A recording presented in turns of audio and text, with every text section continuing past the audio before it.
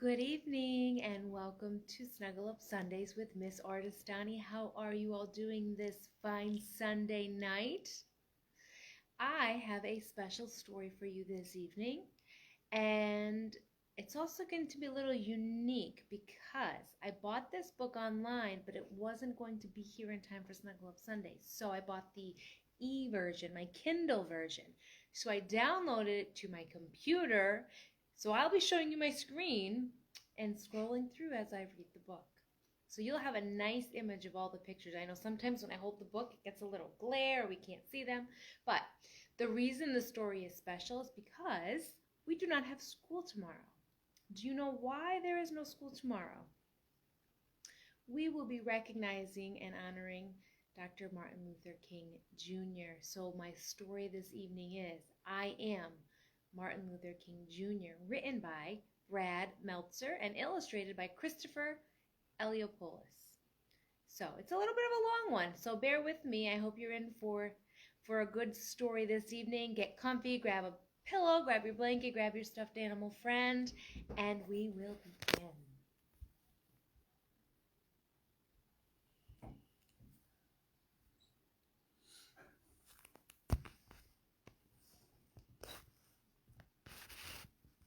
I Am Martin Luther King Jr. by Brad Meltzer. I am Martin Luther King Jr. When I was little, I used to get into a lot of accidents. One day, my little brother hit me in the head with the baseball bat. 2 other times, I mistakenly got knocked over by a car. Another day, I tumbled over our banister and then bounced through an open door into the basement. No matter how many times I fell, I kept getting back up. Whoa, amazing fall. You okay? I'm okay. Even before I could read, I knew I liked books. My dad always talked about how I kept a lot of books around me. I used to tell my parents, when I grow up, I'm going to get me some big words. There is a power in words. Big words were in my future.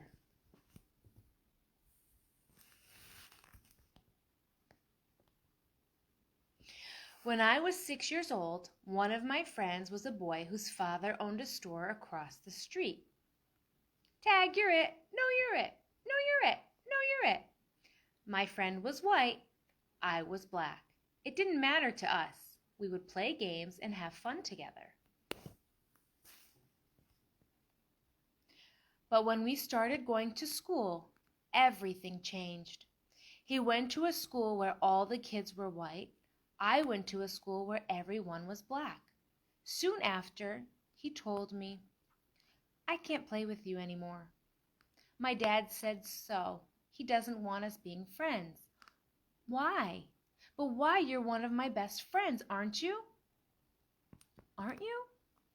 I didn't understand. It didn't make sense.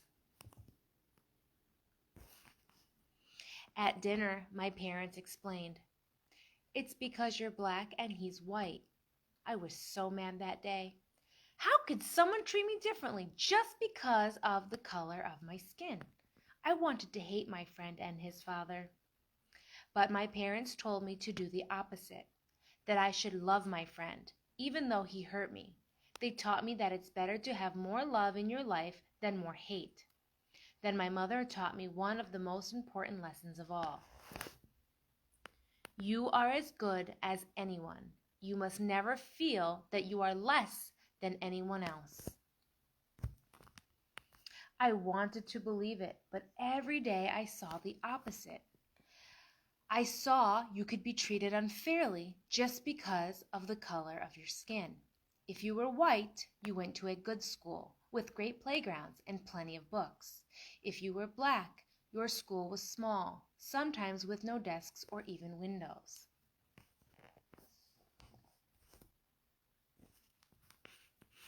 It wasn't just the schools. Black people had to use different water fountains, different elevators, even different bathrooms. In fact, on a hot day when everyone wanted ice cream, If you were white, you could sit at the counter and eat from a nice dish. But since I was black, if they served me at all, it was through a side window, and they put my ice cream in a flimsy paper cup. It got even worse when I was 14. I had just won a speech competition. My speech was about being fair to all people. I was so excited. Then on the bus ride home, a few white people got on board. You need to give up your seat to the whites. At first, I stayed put. It didn't seem fair, but my teacher convinced me to move. We spent the rest of the ride standing and getting tossed in every direction. I was the angriest I had ever been. Every day, this is what life was like. Black people were treated terribly. The only question was, what could I do about it? At the age of 15, I started college. By 19, I became a minister and entered seminary school to study religion. Over those years, I read the works of Henry David, Thoreau, and Mahatma Gandhi. Thoreau taught me about civil disobedience, how an evil system could be changed without violence. Gandhi opened my mind to the power of love. Nonviolent resistance. What's that? It's using love and peaceful methods to change unfair things in society. It was a lesson I wanted to share with everyone. In no time at all, I got my chance. In Alabama, a black woman named Rosa Parks was told to give up her bus seat to a white man. It was just like what happened to me. But unlike me, Mrs. Parks refused. She was arrested. Early the next morning, I got a phone call from a local community leader. It's time to take a stand. We should boycott the buses so everyone knows that we won't accept this treatment anymore. You know that it's not going to be easy. Do not ask if it's easy. Ask if it's right. It was like Thoreau taught me. Instead of using violence to protest the unfair rules, black people would use a peaceful method. We would not ride the public buses. Without our money, the bus companies would go out of business. Now the only question was, would it work? On the first day of the protest, my wife called me to the window. The buses are all empty. It's working. We had to keep it going. As the head of the bus boycott, I gave one of the most important speeches of my life. The room was packed. Camera crews were filming. I had only 20 minutes to prepare. I didn't use notes, but by speaking from my heart, I found out how big words can be. We are determined here in Montgomery to work and fight until justice runs down like water and righteousness like a mighty stream. When the history books are written in the future, somebody will have to say, there lived a race of people, a black people who had the moral courage to stand up for their rights. The police put me in jail, saying I was breaking the law. Other folks bombed my house, but instead of using my fists, I kept calm. Don't you want to fight back? I am a man of nonviolence, and I know that I do not stand alone. We are all with you, all the way, Reverend. If no one rides these buses, we'll go out of business. You're finally getting that, huh? For more than a full year, every black person in the city, and some white people too, refused to ride the buses. That meant some people had to walk for miles, but they kept going. There was a power in standing together. And eventually, our peaceful protest worked. The rules were changed. Public buses could no longer separate people based on the color of their skin. That was only the beginning. Soon, our peaceful protests sparked other peaceful protests. At lunch counters, college students organized sit-ins where they would not stop until everyone could eat together. Our methods of nonviolence were so powerful, I was invited to meet with the president at the White House. But sometimes the hardest problems were right at home. Daddy, look, an amusement park. Please, can we go? I'm sorry, Yogi, we can't. Funtown is not open to Black people. Seeing my daughter cry was one of the most painful moments of my life. It only made me work harder for change. Was it easy? Absolutely not. During one protest in Birmingham, Alabama, the police again arrested me and locked me in a dark jail cell that had only one window. Someone slipped me a newspaper in which white religious leaders had written an article calling us lawbreakers. Someone then snuck me a pen. In that jail cell, I wrote my own response in the margins of the newspaper and even on toilet paper. My letter from Birmingham jail was soon published as a pamphlet. Then it was in magazines and newspapers. Today, it has been read by millions of people. Like I said, it is amazing how big words can be. Our message was so important. Even kids your age joined us. In Birmingham, during the Children's Crusade, more than 1,000 kids, some as young as 6 years old, showed up to march. What do you want? Freedom. The first day, the police arrested 900 of them. The next day, 2,500 children showed up ready to go to jail. This was our finest hour.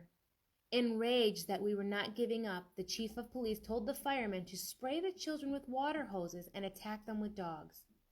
They thought it would stop us, but instead, as the whole country watched on TV what they were doing to our children, it was a wake-up call for the nation's conscience. How can they treat little kids like that? That's not right. We need to help them.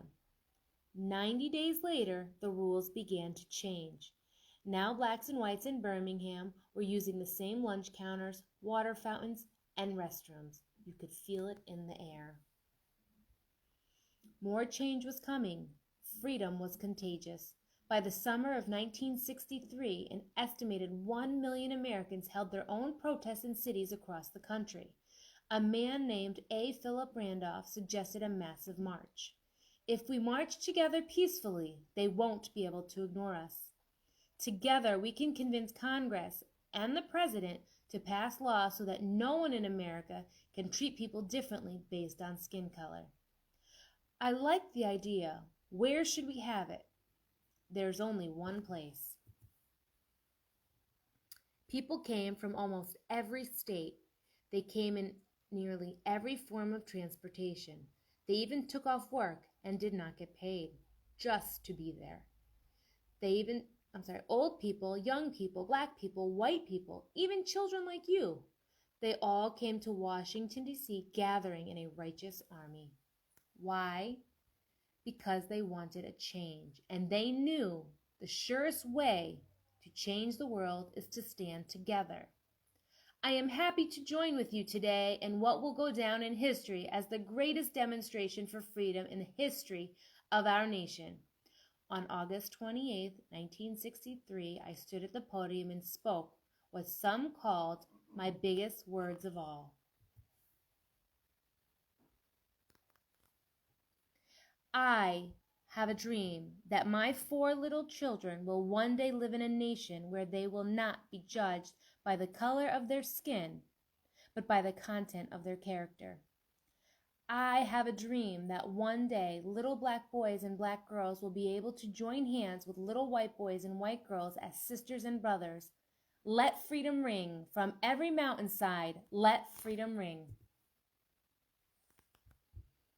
After the March on Washington, the President and Congress passed new laws for civil rights. But that didn't mean our work was done. Indeed, our greatest battle was still to come.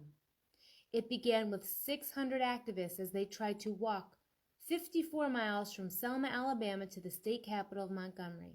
Back then, there were rules that stopped black people from voting. If you want to change the laws, you have to be able to vote for new people who make the laws. We're marching to tell the governor, we want voting rights. The brutality must end. No matter what, don't let them pass. The police had billy clubs and tear gas. They attacked our group and knocked many people down, but as I learned so long ago, you have to get back up. No matter how hard they hit us, we remained peaceful. Still, we didn't get through. 2 days later, we tried again. Now there were 2,500 of us. We will get to Montgomery. No, you won't. I promise you won't. Once again, we tried. Once again, we did not get through. Did we give up? What do you think? It was Sunday, March 21st, 1965, our third try. Now we had 8,000 people with us. We are on the move. We shall overcome. For 2 days we marched. Rain could not stop us. The world was watching. The White House was too. President Johnson even sent troops to protect us. Check out the crowd. Black, white, Christian, Jewish, all standing together.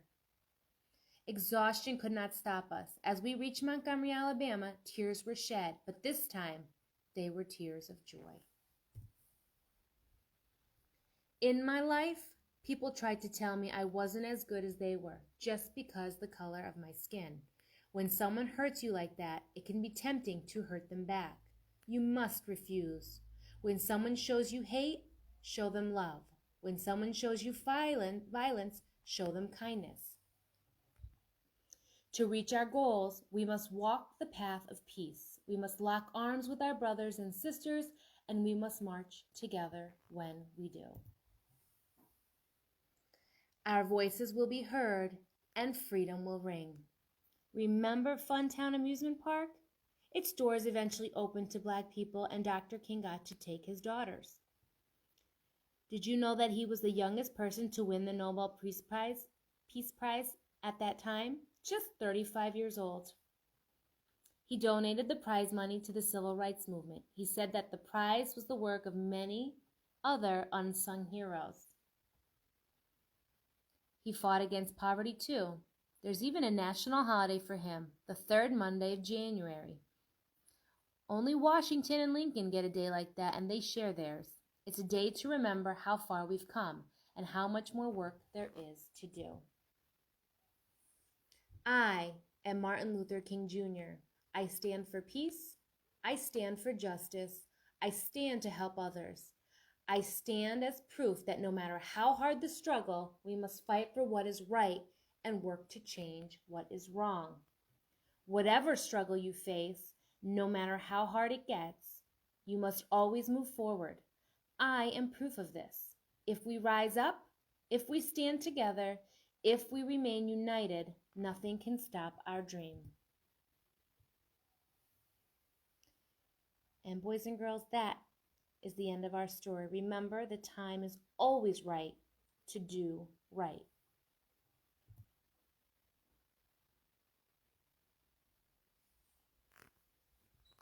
Thank you for joining me for Snuggle Up Sundays. I know that's a longer story than I normally read, but it is very important. And as we read in our story, and as I said early on, there is no school tomorrow because we are celebrating and recognizing Dr. Martin Luther King Jr. So when you're off tomorrow and enjoying time with your family and maybe your friends, or maybe you're just relaxing, please remember the words of Dr. Martin Luther King and know that although right now there may be a lot of chaos going on in the world and you may see and hear things on the news and on the radio, remember the words of Dr. Martin Luther King. Remember, you are valued and you matter and you are important. My favorite thing about our school is how diverse our school is. I love when I eventually get to join you again in person, seeing how everyone is different and how we all are beautiful. Boys and girls, you have a wonderful, wonderful night. Thank you for joining me for Snuggle Up Sundays. I hope you enjoyed our story. Please remember to follow your bedtime routines. Brush your teeth, take your shower at your tub. Love one another, love your neighbors, love your family, and have a peaceful and safe evening.